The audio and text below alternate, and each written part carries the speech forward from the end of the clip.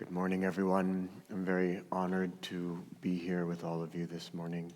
My name is Nayaswami Shankara, and I live in India in the monastery in Chandigarh. And I'm just so happy to be here. I've been living in India for 20 years, so sometimes I pronounce words where nobody from either side of the planet knows exactly what I'm talking about. So you'll have to bear with me. But this morning we're going to talk about the fact that we are children of the light. And it is such an important topic and so important for us to remember, because this is a difficult world, but it was made that way on purpose, that a dog cannot sharpen its teeth on oatmeal, that it needs a bone to chew on, and that's exactly what this world is. It is to strengthen us, and not necessarily strengthen us physically, but to strengthen us spiritually and to help us remember who we truly are. You guys have no idea how happy I am to be here and what you all have here, that you're so close to it that you probably don't realize. And that's exactly what it's like for us actually as children of light, that God is so close that it's like the musk deer that Paramhansa Yogananda would talk about, that runs around frantically trying to find where does this scent come from.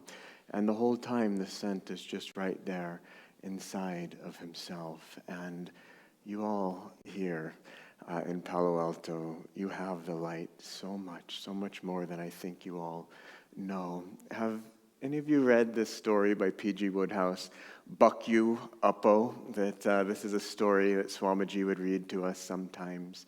And it's important actually to study Swamiji's life. He was a saint. And to see how he became a saint and how he attuned himself to Paramhansa Yogananda. But one of the difficult things on the spiritual path is to figure out how to have entertainment that does not take our consciousness towards the darkness and boom, boom, boom, like Netflix can do. I think some of us might have gone down that road a little bit and said, this is not working. What am I filling my consciousness with? Not the light. But Swamiji showed us ways that we could have spiritual entertainment. Anyways, one of these stories, Bhagavad Gita, I think in this story, the main character ends up taking some, medicine or something that was designed for elephants in India when they were on tiger hunts, that in case they would get a little bit nervous on the tiger hunt, that the elephant, they'd give this to it and it would get very strong and confident. And in that, this man ends up taking this, and I think he said that he could feel all of his blood corpuscles just bubbling with life and joy, and before that he didn't even know that he had any corpuscles. And I feel that way I come here and I just feel every cell of my body just beaming with joy and light, and I know why. It's because of all of you, that there's so many of you here that are living the life and that have been living the life for so many years. And when I say living the life, I mean living the spiritual life better than I have seen many monks live the spiritual life, that you have dedicated yourselves so wonderfully to God and to Master, and you're doing seva not in an egoic way, but doing seva only wanting to please Master and to please God. And that is so beautiful. This is what I feel when I come here, and this is what uplifts me, and this is what lets me know that all of us, that we are made of light, and that life is good, and that we can look at the positive side of life always, and that we can live in that light and that joy. I imagine many of us here came to the play over the last few days and saw the life of Buddha. I was so inspired by the story, inspired by the children. This was my first time ever coming to this.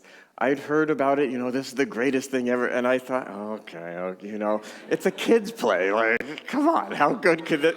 I'm going to listen to the kids forget their lines, and the adults are going to run up on stage and whisper in their ear, and okay. But no, this was absolutely first class absolutely amazing on so many levels. One of the levels is the dedication that the children had. Where do they get that from? From the teachers. Where do the teachers get it from? From living the life and associating with all of the great souls here and being part of this life, of this ray that is going to change this planet. You guys are so close to it, you don't realize what you have here and what you're doing. But this is a beacon of light. It is like the rock that Master is going to build his church on and just create so many more of these all over the world.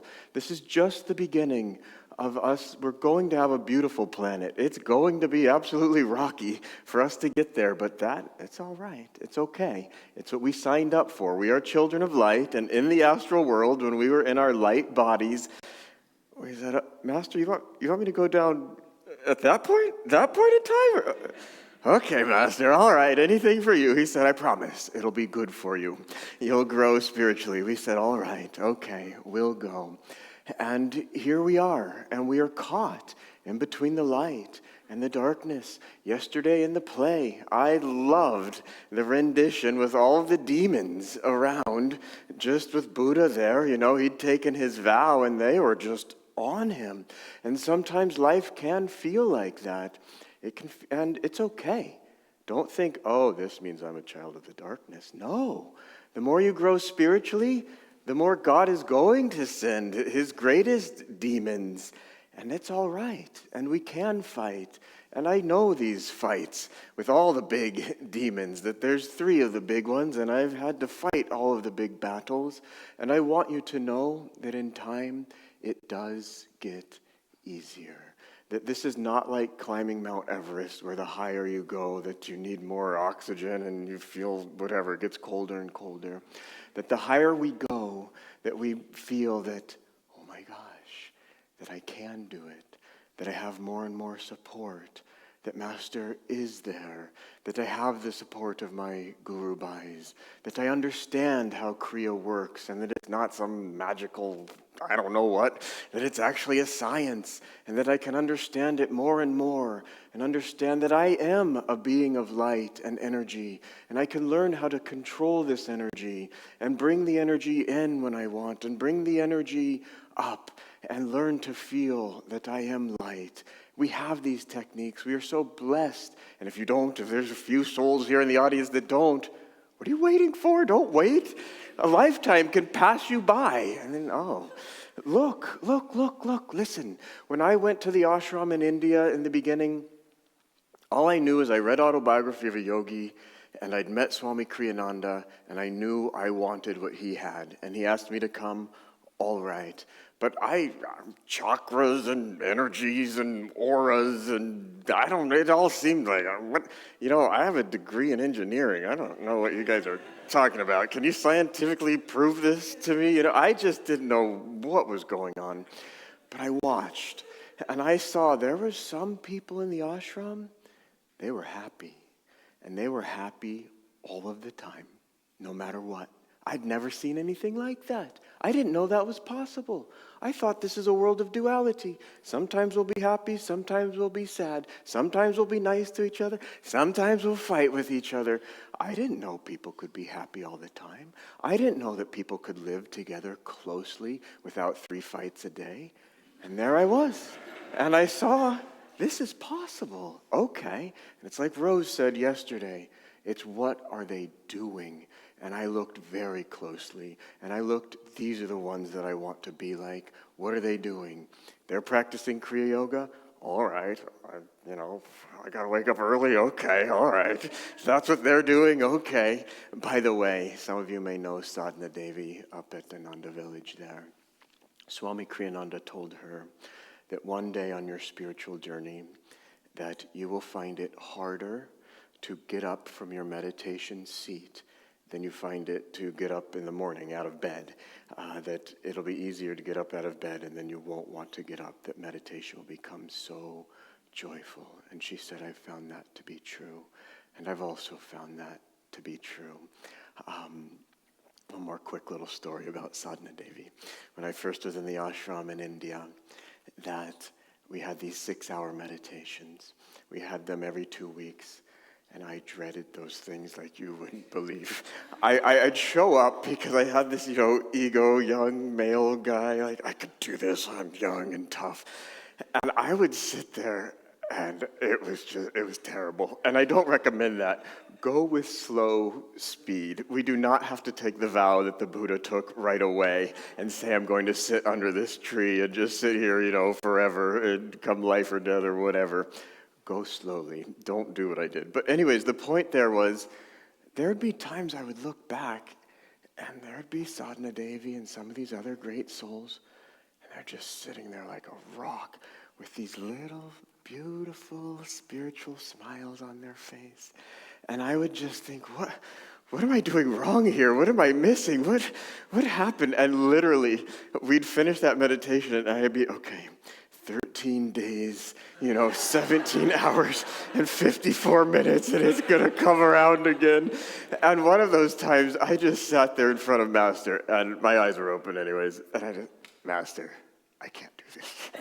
Master, you have to help me. You have to do this. I can't do this. And literally, I just prayed like that quietly for about 3 hours, just like, this is your problem. I don't know what to do about it. I want to be like these people. And then somehow his grace came. And one of those, it was a beautiful meditation, maybe the last 2 hours or whatever. And I started to realize the secret, that I can't do it. And he, without my cooperation, he can't do it. But if we learn to do it with his strength, with his power, ultimately it's his light, then we can do it. I just came from Las Vegas visiting family there. And there was this book on a coffee table. And before opening it, I prayed. And, I was just kind of bored and just wanted something. But I thought, God, sometimes I don't always have the most spiritual entertainment. God, whatever I read in this, please, I want it to be pleasing to you. I want to learn something. I don't want to just branch out into my own worlds here. Anyways, I opened this book, and the author said that he went to some big special university and got his PhD. And what his thesis was on was how to not think about a particular thought. And that's fascinating. I struggle all the time in meditation trying to not think about particular thoughts. This is interesting. And then he went on to say it's very difficult to not think about a particular thought once it comes in your mind. And the way out is to replace that thought or to think about something else. And there's a song of Swamiji where he speaks about basically, I've lost the exact words right now, but the flames of our devotion, of our heart, burning all desire. And if we can get that devotion, that one desire for God, it will burn all of the other desires. And I started to feel, okay, this is what I need in meditation. More devotion, more of the ability to concentrate on the good thoughts, on the light, because we are children of light. But then very interestingly, I don't know if it was a few minutes or hours later, I opened up the Raja Yoga book, and in there, Swamiji said, why is it that we can't get rid of thoughts? And I said, wow, this is fascinating. Thanks, God. And why can't we get rid of thoughts? Because we're attached. We're attached to those thoughts. And that in and of itself is such a subtle thought, but so true, that we are attached to so many different things. And we're not going to be able to get rid of all of these different attachments just overnight. We have to refine ourselves via Kriya Yoga, via association with people who have the kind of magnetism and the kind of energy and the right thoughts that we want. And slowly, slowly, we can learn to transform ourselves. And first we can learn to have good thoughts all of the time. And that's quite a process. That when we practice meditation, that we're doing our absolute best to let go of all thoughts and perhaps just concentrate on one particular technique or whatever, and then sit in the silence. But it's also very, very important to take that stillness into our daily life and into our seva and watch. We have to watch. Once Swamiji, we were just in a meeting and you gotta watch this guy. He was just joking about somebody else in the room there. But those words have always stuck with me, not that guy that he was talking about. It's this guy. Right? I gotta watch that guy. You've gotta watch him. Because you give him just an inch, as the saying has it here in America, and he'll take a yard, he'll take 10 yards. And you just give a little bit of the darkness and then more and more darkness. But we watch, and we watch our thoughts. And in the beginning, yes, that's difficult. But in the end, it's not. You know why? Because you learn over time that, oh, okay, I just start thinking about one of those wrong delusions, and that image we have of all those demons dancing around Buddha, they just come and start pummeling us. And we say, I've had enough of this, that I don't want that. I'm not going to let these little negative thoughts of darkness come in anymore. Why? It doesn't work. And that God will give us the strength and the power to watch our thoughts. Here's another secret. It's not a secret if you're a Kriya yogi. Watch your energy. That it is very difficult to control the mind. But that's because our energy happens to go down into the lower chakras. But if we can keep our energy up in the higher chakras, and yes, it takes time to learn how to feel our energy and feel where our energy is. But it's doable. And we all have that ability anyways. All of us, that, God is there. God is there within you. And we just need to improve our knowing. We just have a little bit of dusting off to do, a little bit of these wrong things that we've done in the past, a little bit of these habits. It's not that hard. It's not that bad. That we can do it, and we can learn to sensitively feel our energy and keep it up and keep it uplifted and offer ourselves and give ourselves to God. In fact, there's nothing else really to do. Do you ever sometimes feel like the little hamster on the wheel that we chase after this thing and, okay, I thought that was going to bring me happiness. And it's all right. Part of this, we do have to do that we grow and we have to learn our lessons. And again, we're not going to sit down like the Buddha and just make it all in one go. What people don't remember of that particular story is the 6 years that he spent with those sadhus, that we all have to have our own time to grow our sadhana. But don't, I got so inspired after the play, I went home, I'm going to meditate no matter what. And I'm going to try to sit there and just go as deep as I can. And we have to keep that flame burning. That what ends up happening on the spiritual path is that we begin to realize, okay, it's big. It is big to realize our oneness with God. And it gets so big, and we realize that we have some karma that we just sometimes feel, oh gosh, but it's too big for me. And it is too big for you, but it's not too big for Master. Nothing is too big for Master.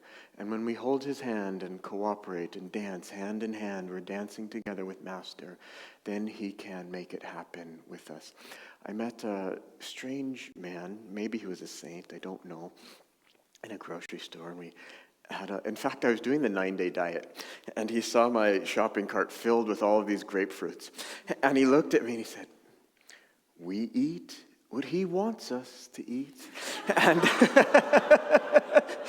and actually one of the reasons I feel that he may be a saint is that was the thing that got me through the 9-day diet. It was the first time I'd ever tried it, and I was eating some of these grapefruits, and I was just like, this is too much. And then I thought, we eat what he wants us to eat. And I just said, God, you're going to have to do this through me. I offer it up to you, and okay.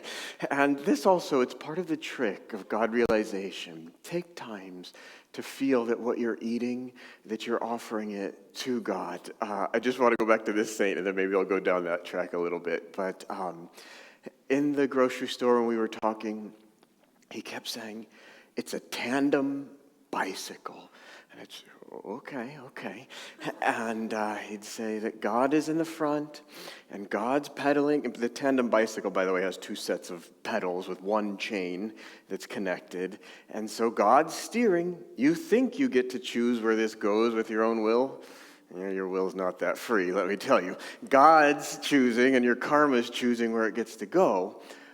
But we have to pedal. And God also, he'll try to set the speed, but you have to pedal at the same speed that God's pedaling at. And then we feel that, however you want to think of it, dancing with God or pedaling with God, that we're on this tandem bicycle and that we get to go wherever it is that he wants us to go. Life becomes so beautiful when we're going where God wants us to go. That God will take us through this labyrinth, this maze of all of our karma, of our own mind, and God will get us out of this. And he can get us out of this in this incarnation.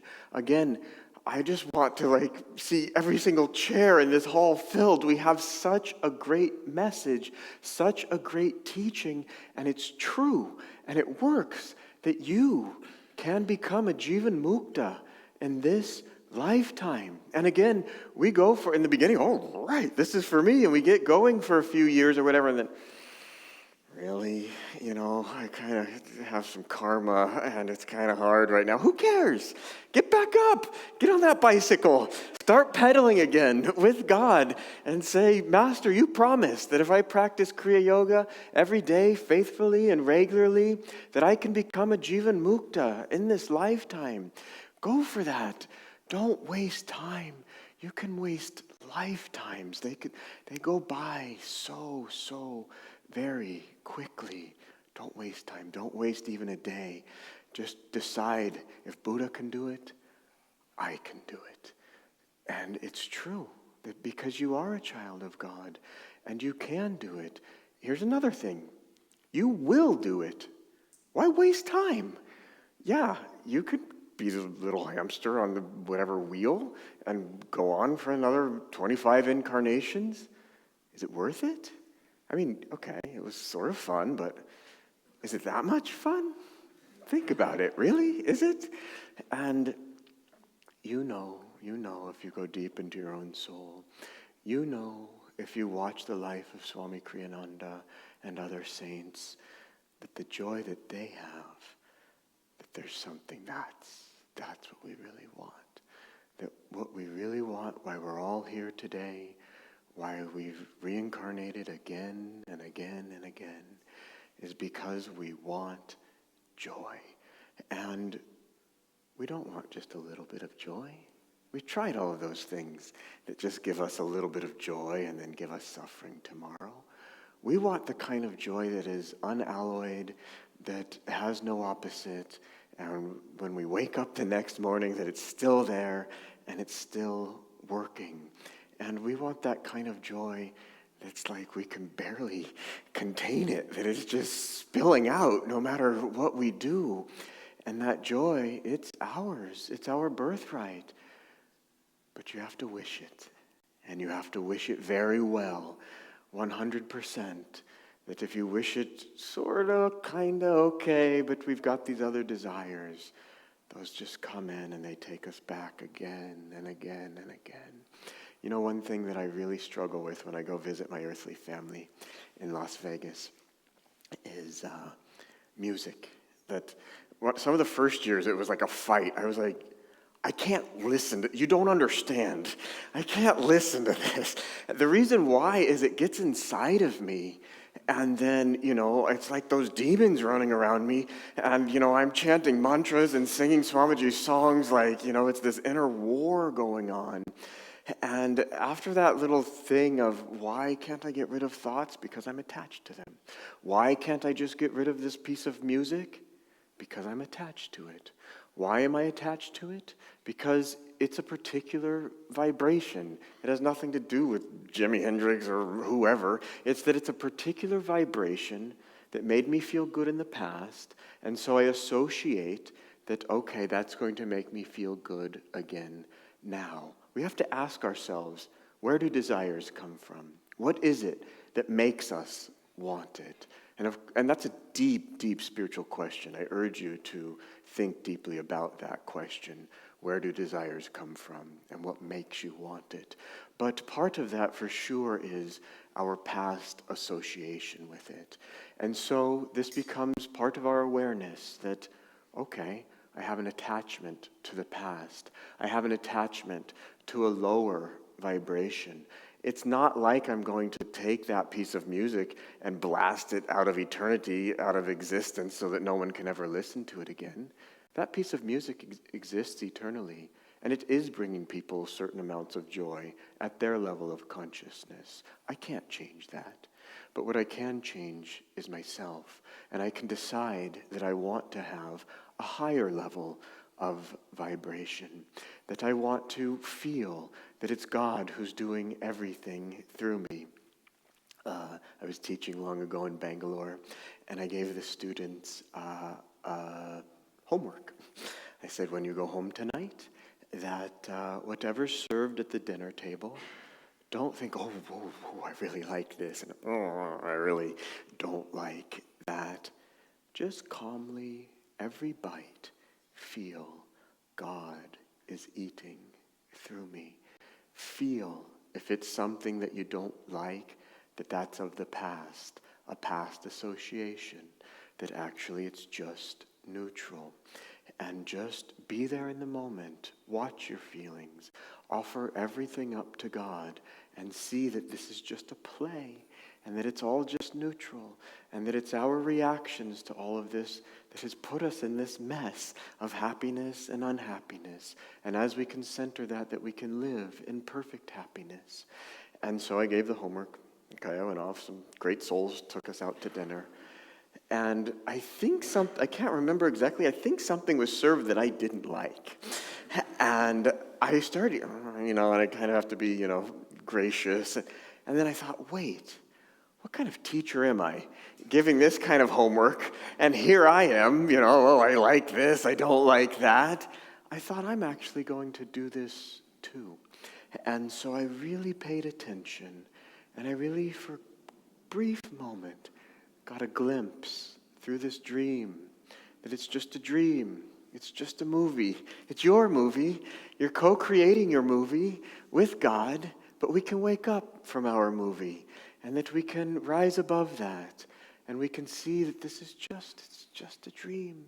When you get that feeling it's just a dream, you're free. Nothing can touch you. You're not this body. Remember when Buddha sat down there, he took that vow, I don't care, I'm going to conquer life and death. That if people out there are dying, I'm going to die too, I'm going to rise above that. We think, whoa, conquer death? I mean, okay, Shankara, I can, strive to be a Jivan Mukta, but conquer death? That's a little big maybe, huh? It's not. It's not big once you have understanding. Once you have the realization, your physical body, yes, it's like an ice cube, and it's just slowly melting. And we try to keep it in the freezer, but let's face it, that ice cube's gonna melt. And as we get older, we begin to realize that more and more. That's not the immortality that I'm talking about.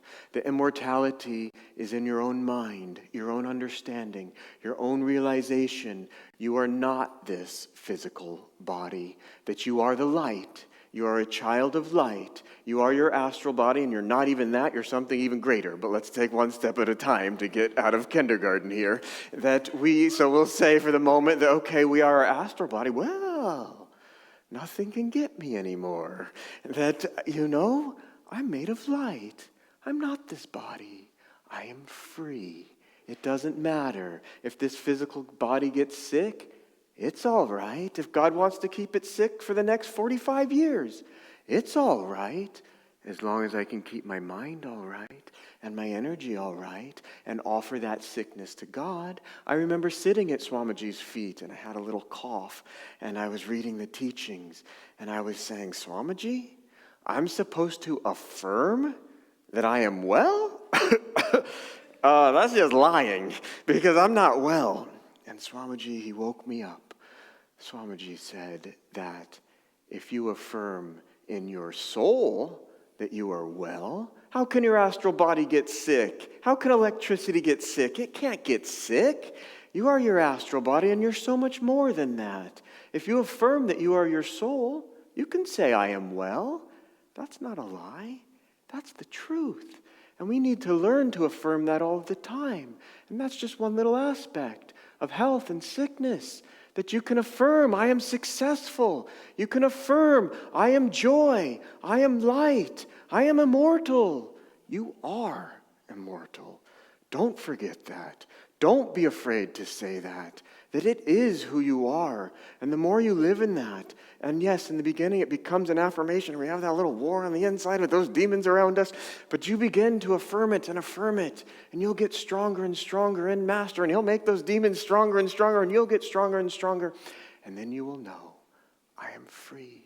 There's many of us here that lived with Swami Kriyananda. We saw him living the life. He had no fear. No fear. You've heard Asha say it 100 times, I'm sure. Perfect love. That's what casts out the fear. But it's one thing to read that in the Bible or whatever, or hear somebody else say it. It's another thing to watch somebody else live that and go through all kinds of different trials. And then why did Swamiji come on planet Earth for us? Not to show us how great that he was. He came to awaken all of us so that we also can say, I'm a child of the light. That I can learn to live absolutely without fear. And if it's in there, just cast it out. You can, with the power of God, that you can just say, get out. And you can mean that with the power of your entire soul. You do have to cast these demons out of your mind with that kind of power. You know, and I'm already a little late here, but I was just at Mount Washington a few days ago. There's certain aspects of Swamiji's life. Go over them again and again and again. And one of those is when Swamiji had his meditation. Read about it in the New Path. Swamiji's talked about it many, many different places. But where he had a meditation and where he felt that he could use Master's power to cast his little ego out, that he said, get out, I'm sick of you, sick of his own ego. And he cast it into the spiritual eye. And it wasn't with his power. It was with Master's power. And then afterwards he came out overlooking the tennis courts, and Master patted him on the head and said, very good. And Swamiji says that not much of a conversation. Very good. Yet it was one of the most important conversations we ever had. That from that day onward, I never felt ego come back again. That it was Master's power who gave him the power to completely cast out ego so that he could be completely free from all fear and that he could only do God's will on this planet. And I'm going to end by saying what I started with here, that there are so many great souls in this room who are doing God's will and who are living the life and who are children of light. And we just, for all of you here, you guys just have to keep doing what you're doing. Just keep going in that direction. And whatever the secret saints in the audience are here of the Jivan Muktas, you guys can keep going and become completely free. And for those of us who are still striving in that direction to become the Jivan Muktas, let us affirm and let us know that we are children of light and that we can and we will become Jivan Muktas in this lifetime. We will live lives of joy and lives of seva and light and freedom. And that freedom, that it goes far beyond just this lifetime. That freedom then, it goes to all of our lifetimes and all of our family and all of our spiritual associates. And it's a kind of freedom that our soul knows it. And we just listen to these little quiet whisperings. Listen, don't be afraid to listen to that quiet voice on the inside of yourself that tells you that you can do it and you will do it. And the beautiful thing about Ananda is that we are cooperating and we are doing it together. And I thank you all for walking this path with me, for being my spiritual family and giving me the strength to dedicate my life ever more perfectly to Swamiji and to Master. Thank you all.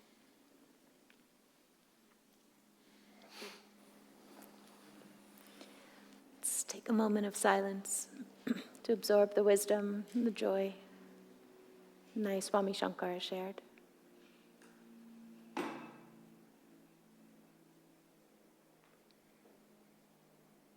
And we'll have some music now.